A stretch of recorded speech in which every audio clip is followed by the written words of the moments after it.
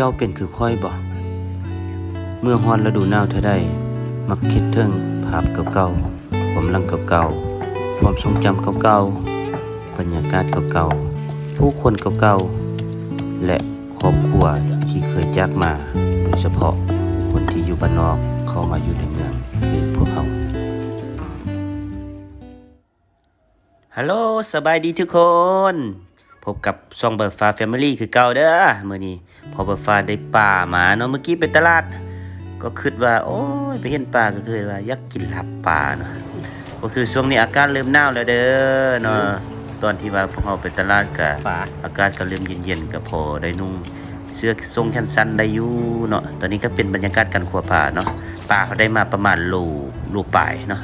โลปลายน้อยนึงเนาะได้มาก็ทำการเลาะเก็ดละกะเลาะซีนออกเนาะซีนเขาจะแบ่งออกเนาะหลังจากเลาะซีนของเราตัวนี้จะเป็นการลอกซีนออกจากนั่งปลาเนาะเพื่อจะไปสับฟักเนาะหรือว่าไปลาบนั่นแหละบรรยากาศการครัวกินเขาก็มีแต่ช่องพวกเมียเนาะมื้อนี้พ่อฟ้าละกะแม่ฟ้าเนาะตัวนี้ปลาตัวนี้เขาไปซื้อมาเป็นปลาตัวเมียเด้อเนาะปลาตัวเมียปลาตัวแม่แหละเนาะ ปลาออกมามันก็มีไข่พร้อมเนี่ยเด้ปลาเนาะไข่เต็มท้องเลยตัวนี้เขาเฮ็ดเป็นว่าจะไปเฮ็ดเป็นคั่วเครื่องในปลาเนาะจะเฮ็ดเป็นเมนูต่อไปแต่ว่ามื้อนี้เขาจะจัดเพียงแต่เฉพาะลาบปลาเนาะลาบปลาตอนรับลมหนาวเนาะส่วนว่ากลางเขานี่ก็จะไปเฮ็ดเป็นแกงเนาะแกงเป็นกลางแล้วก็เป็นหัวปลาเขาจะเฮ็ดเป็นแกง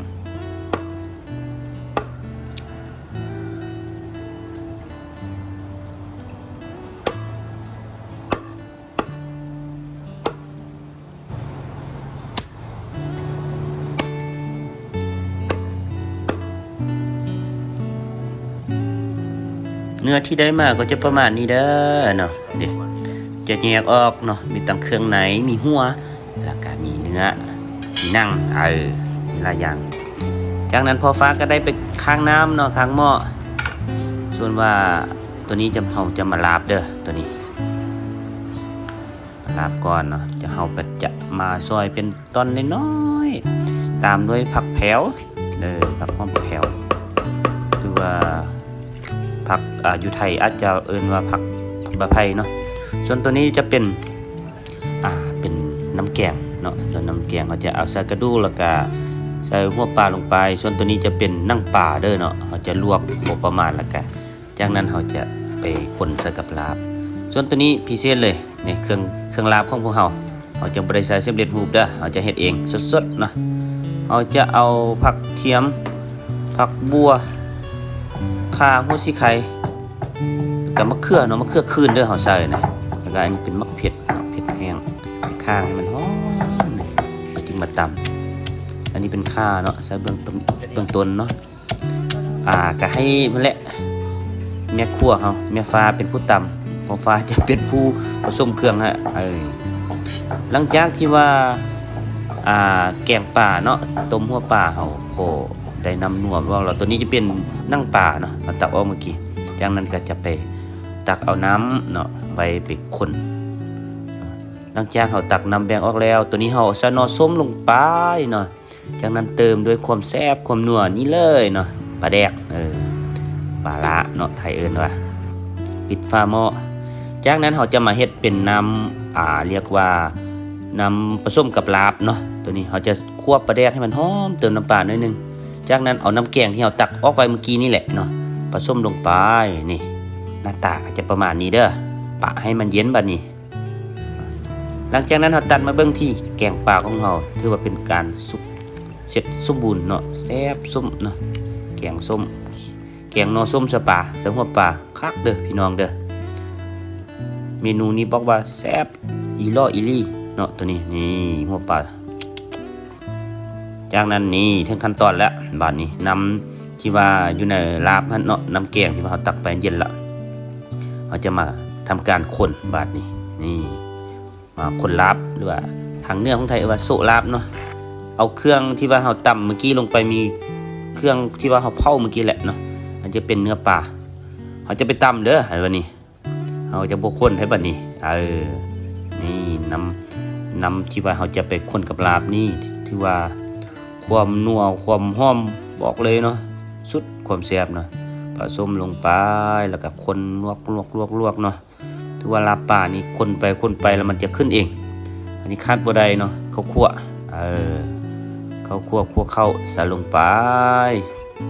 คาดบ่ได้ประเภทลาบป่าคนยวกเนาะเติมลงไปอีกเนาะเติมจนหมดในพอดีทุ่งหนึ่ง ถือว่าข้าวคั่วมันข้าวคั่วหอมเนาะเราก็เลยใส่ลงไปไล่นิดนึงเราก็ค่อยๆใช้เวลาคนไปนี่แหละเนาะถือว่าใช้เวลาพอสมควรเนาะนี่พอใส่ประมาณนี้จากนั้นก็สำเร็จแล้วก็เราห้วยด้วยผักหอมเนาะผักหอมหรือว่าผักบัวเนาะผักหอมผักบัวผักชีลงไปนี่ถือว่าสำเร็จเนาะอันนี้ถือว่าเป็นลาบป่าอันนี้พอฟ้าจะตักแบ่งออกเนาะถือว่าบางคนอาจจะกินดิบบางคนอาจจะบ่กินเนาะแต่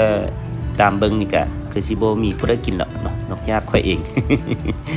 จะแบ่งออกเป็นถ้วยน้อยนึงเนาะส่วนนี้กะป่าตัวนึงเขาก็บ่ให้ทิ่มจากบ่อนแล้วเนาะแม่ฟ้าก็ทำการผสมปูนโอ้ยบ่แม่น ผสมแป้งเนาะแป้งทาหน้าบ่แม่นอีก แป้งทอดกรอบเด้อนี่ส่วนนี้ก็จะเป็นอาหารของเด็กน้อยเนาะนี่ทอดเก็ดป่าเนาะทอดเก็ดป่าส้มแป้งโอ้แซ่บเด้พี่น้องฟังจักเสียงเด้อนี่เก็ดป่า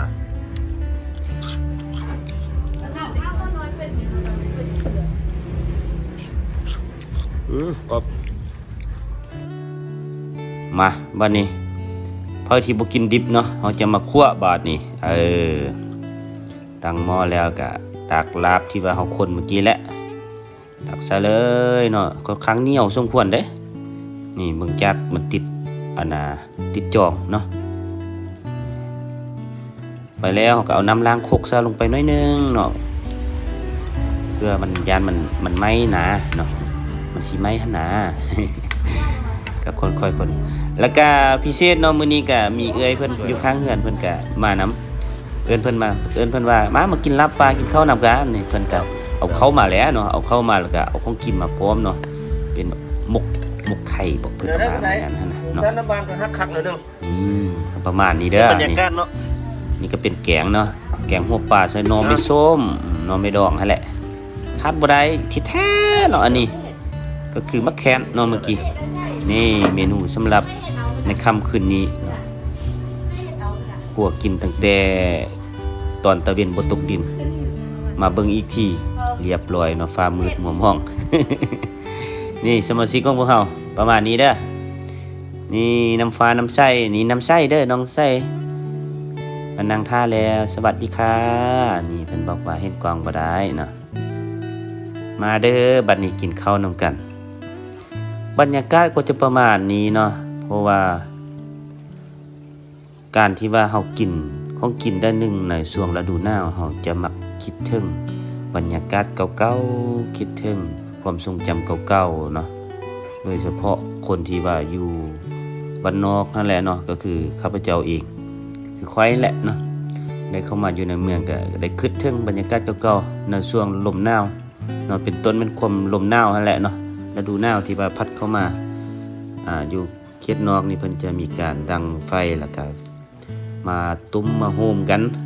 แล้วก็ลมเรื่องบางเทื่อผู้เฒ่าผู้แก่ก็เว้าเรื่องนิทานสู่ฟังเนาะตัวนี้และนี่ก็เป็นอีกภาพหนึ่งเนาะในความทรงจำที่ว่าค่อยอยากให้พวกเจ้าได้เห็นและก็คิดไปนำการเนาะเกี่ยวกับบรรยากาศเก่าๆที่ว่าเคยผ่านมาพวกเจ้าเป็นคือค่อยบ่ฮอดยามหนาวแล้ว